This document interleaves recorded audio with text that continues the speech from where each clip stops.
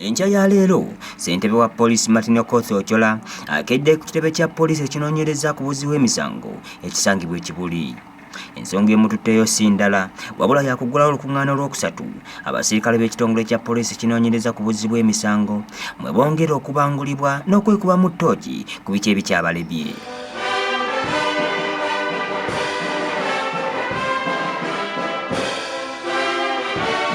Ochola ono aggudde mu butongole olukuŋŋaana luno era bw'atyo n'asomera abapoliisi ebiragiro balina okugoberera nga banoonyereza ku misango. Investigations must be conducted in a diligent and complete manner, and reasonable steps should be taken to ensure that pertinent issues are sufficiently resolved. 2. Legal requirements. Interviews, evidence collection, and other activities must be initiated, conducted, and reported in accordance with applicable laws, rules, regulations, and so on. Ono atabukidde basajja be ku bulyake omuli okusasuza abantu ensimbi okubata kakalu ka poliisi wamu n'okubaguza foomu za poliisi kyagamba nti kikyamu. Practices, for example, selling police services like police bond. There are those of you who sell police bond, but your 40 days will come.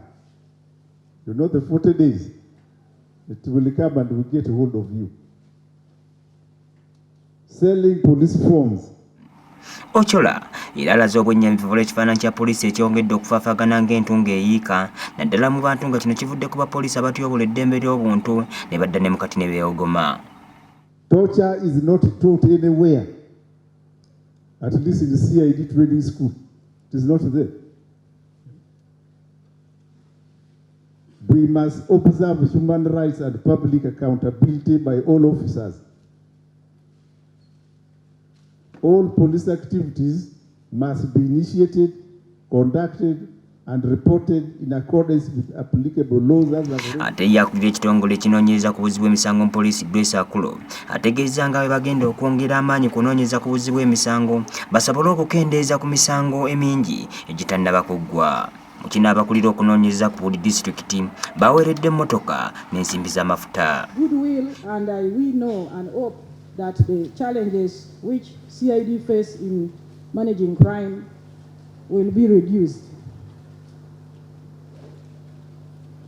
Other areas of improvement, every regional CID, district CID is provided with a fuel card with some substantial amount of money, though still limited, but it's a move in a right direction.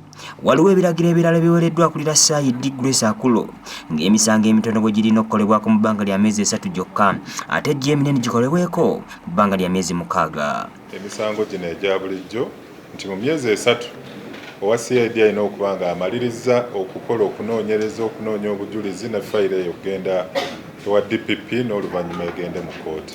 Ate gino emisango egy'amaanyi egya capital egy'ekinnaggomola egyo egya capital omuli ettemu okubuliisa maanyi okukabasanya abaana egyo gyo gitwala ebbanga lya myezi 6. Kino kizzeewo oluvannyuma lw'abantu okwemulugunya entakera nga bagamba nti poliisi etwala essira kiwanvu ng'enoonyereza ku misango ng'oluusi ate lipoota nazo tezifuluma. Mike Mutebi yakusakidde eggule lino kwa Delta TV Amasukulumu.